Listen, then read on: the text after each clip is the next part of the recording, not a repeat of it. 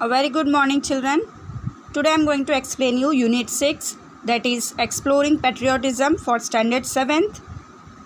Let's look at Activity 1. Here are the some faces are given, so you have to find out whose faces are there and how many faces have you found, that you have to write here, and if you know their names, so you can mention their names over here in the given space. Okay. Now Activity 2, the making of the Mahatma. Gandhiji became associated with the social life of Indians in South Africa since his arrival there in 1893. Gandhi ji जो है वो associated हुए social life से Indians की, ठीक है, South Africa में, since his arrival there, जब उनका अराइवल हुआ 1893 से, ठीक है. Can anyone act against one's own nature और escape being a plaything in a hands of fate.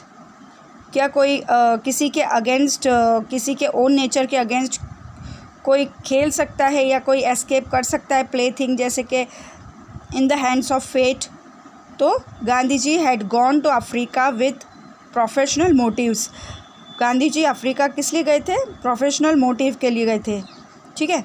But as must have been the design of destiny, his 21 years stay in South Africa became the preparatory period and equipped him with the perseverance and moral strength to emancipate society from the forces of truth and violence with the spiritual antidote of truth and non-violence.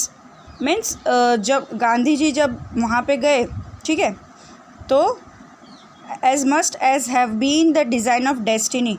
Design of destiny means destiny का मतलब होता है भाग्य, ठीक है.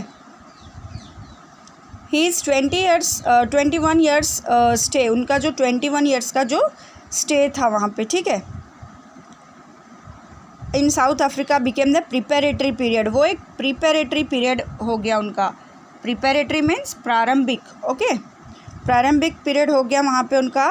और उसके बाद में जो है वो that equipped him with the perseverance and moral strength, जिसने उनको इक्विप किया और प्रिजर्वेरेंस और मोरल स्ट्रेंथ के साथ में टू इमेंसिपेट सोसाइटी को इमेंसिपेट करने के लिए. इमेंसिपेट का मतलब होता है स्वतंत्र करना, ठीक है. Then from the forces of untruth and violence with the spiritual antidote of truth. जो फोर्सेस जो थे अनट्रूथ के और वायलेंस के, वो स्पिरिचुअल एंटीडोट ऑफ ट्रूथ के साथ में. स्पिरिचुअल एंटीडोट का मतलब होता है और लाइक वी से के आध्यात्मिक मारक, ठीक है, इन हिंदी. तो and non violence, it was a life of pure dedication, और वो एक प्योर डेडिकेशन के साथ में लाइफ थी. For not once in 21 years did ever project himself as one who was after fame or one asserted himself as the author of events. तो not once in 21 years, यानी एक बार भी नहीं 21 years में, did he never project, उन्होंने project किया था himself को, ठीक है, as one who was the after fame, लेकिन फेम के बाद में, और one asserting himself as the author, या फिर कोई पर्सन जो है वो एसर्ट करता है अपने आप को ऑथर ऑफ इवेंट्स के लिए. नाउ अनवेलकम विजिटर, यानी अनवेलकम विजिटर मीन्स विजिटर को लाइक इनवाइट नहीं किया हो और आ जाए कोई विजिटर, ठीक है. An excerpt from my experiments with truth. Excerpt means the meaning of excerpt is अंश, ठीक है. The port of Natal is called Durban. Port of Natal जो है साउथ अफ्रीका में, उसको डरबन बोला जाता है. And also at the port Natal Abdullah Sheikh had come to receive me. और वहाँ पे पोर्ट में अब्दुल्ला शेख जो थे, उनके फ्रेंड थे, वो वहाँ पे उनको लेने आए थे. As the ship reached the quay and the people of Natal came on board to meet their friends, I realise the Indians were not quite respected there.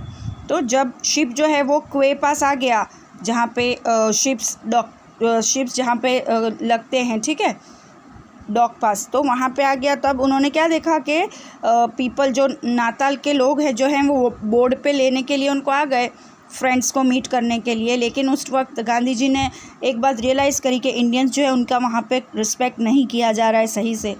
I noticed a kind of rudeness in the behaviour of the people who knew Abdullah Sheth.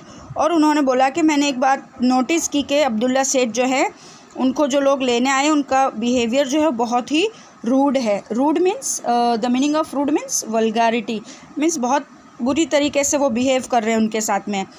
It hurt me, और गांधी जी को ये बहुत hurt हुआ ये देखकर। He took me home and gave me the next room next to his.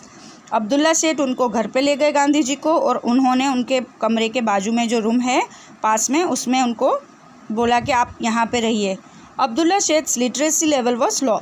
Abdullah Sheikh का जो literacy level जो था वो बहुत ही लो था, यानी पढ़ाई उनकी बहुत कम, उन्होंने पढ़ाई जो थी वो बहुत कम की थी। But his knowledge through experience was immense, लेकिन उनका नॉलेज जो था एक्सपीरियंस के थ्रू वो इमेंस था। इमेंस मीन्स लिमिटलेस, जिसकी कोई लिमिट ना हो, ठीक है। He had a sharp intellect and was conscious of it. उनका इंटेलेक्ट जो था वो बहुत ही शार्प था एकदम। He had learn sufficient English for conversation through practice. उन्होंने इंग्लिश इतना लर्न कर लिया, पढ़ लिया जितना उनको सफिशिएंट, यानी जितनी ज़रूरत थी बोलने के लिए, उतना उन्होंने कन्वर्सेशन के जो थी वो प्रैक्टिस के थ्रू उन्होंने इतनी कंप्लीट कर ली। He managed all his work with that kind of English. उन्होंने जो इंग्लिश जो सीखा हुआ था उससे वो अपना वर्क मैनेज कर लेते थे। He was proud of Islam, और वो इस्लाम जो है रिलीजन, ओके, मुस्लिम्स की रिलीजन इस्लाम है, तो इस्लाम रिलीजन के बहुत ही प्राउड थे, उनको गर्व था। He was fond of discussing philosophy, और उनको फ़िलासफ़ी डिस्कस करने का बहुत शौक़ था। ऑन द सेकेंड और third day he took me to the court of Durban, और दूसरे और या फिर तीसरे दिन वो जो है वो अब्दुल्ला शेख डरबन में जो कोर्ट थी वहाँ पे ले गए गांधी जी को। He made me sit next to his lawyer in the court. उन्होंने उनको जहाँ पे उनके लॉयर थे वहाँ पे उनके पास में उनको बिठा दिया कोर्ट में। The magistrate kept looking at me. Magistrate जो थे वो गांधी जी की तरफ ही देख रहे थे। He asked me to take off my turban. उन्होंने बोला मैजिस्ट्रेट ने कि भाई तुम्हारी टर्बन निकाल दो। टर्बन मीन्स पगड़ी, जो सर पे भी पहनते हैं, ठीक है। आप देख सकते हो गांधी जी ने भी पहनी है रेड कलर की। Then I refuse to take it off and left the court. तो गांधी जी ने रिफ्यूज़ कर दिया, यानी मना कर दिया, और कोर्ट जो है वहाँ से वो बाहर आ गए। As my luck would have it there was a battle here as well. तो उनका लक जो है वो देखो कि वहाँ पे जो है वो battle, there was a battle here as well, कि यहाँ पे बैटल मीन्स लड़ाई, ओके, लड़ाई हो जाती। Abdullah Sheikh did not like that suggestion. Abdullah Sheikh को इस टाइप का सजेशन नहीं अच्छा लगा। He said if you make that change now it will be misunderstood. तो अब्दुल्ला शेख ने बोला कि अगर तुम चेंज अभी लाओगे तो वो मिसअंडरस्टूड हो जाएगा। Those who want to wear the turban of their country will have a hard time. और जो अपने कंट्री की टर्बन को पहन लेगा, इस कंट्री में पहने रखेगा, उसके लिए बहुत हार्ड टाइम आ जाएगा। Moreover you look elegant with the turban of our country. लेकिन तुम मोर ओवर जो है वो एलिगेंट लगते हो अपने कंट्री की टर्बन में, ठीक है, पगड़ी में। You will look like a waiter if you wear an English cap. अगर तुम इंग्लिश कैप पहनोगे तो एक वेटर की तरह लगोगे। टर्बन जो है वो एलिगेंट लुक दे रही है। These words hardly had worldly wisdom, also patriotism, and to an extent a little conservatism too. I wrote a letter to a newspaper about the incident in defense of me and the turban. My turban was extensively discussed in the newspaper.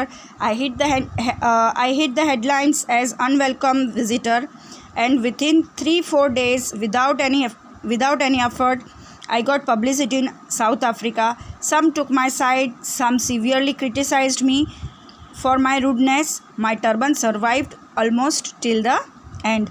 Means Gandhi ji जो हैं उन्होंने क्या किया, ये जो words जो थे उनके लाइक पेट्रियोटिज़म मीन्स देशभक्त, ओके, देशभक्त के जो इनके जो बातें थी, जो उस टाइप से गांधी जी ने ऐसा सोचा कि मैं एक लेटर लिखूँ, न्यूज़पेपर में दूँ उसको, और जो मेरे साथ में इंसिडेंट हुआ है टर्बन का, ठीक है, उसके बारे में मैं बताऊँ। तो गांधी जी वो लिखते हैं, और उसके बाद में वो पेपर में वो टर्बन के बारे में एक्सटेंसिवली डिस्कस किया गया, और उन्होंने जो है वो हेडलाइन उसकी क्या दी, अनवेलकम विजिटर, ठीक है, बिन बुलाए मेहमान, एज वी आर सेइंग। तो विद इन 3-4 डेज़, यानी 3-4 डेज़ के अंदर ही जो है वो कोई एफ़र्ट उनको करना नहीं पड़ा, कोई मेहनत करनी नहीं पड़ी, और वो इतने पब्लिसिटी में हो गए, लाइक उनको पब्लिसिटी मिल गई साउथ अफ्रीका में, इतनी मीन्स लाइक वेल नॉन हो गए वहाँ पे वो। और कुछ लोगों ने उनकी साइड ली, कुछ लोगों ने उनको क्रिटिसाइज़ किया कि ये रूडली बोल रहे हैं उनके रूडनेस के ऊपर, और लेकिन उनकी जो टर्बन जो थी वो सर्वाइव कर रही थी till the end. Okay, will meet in next video with next activity. Till then keep watching, good bye.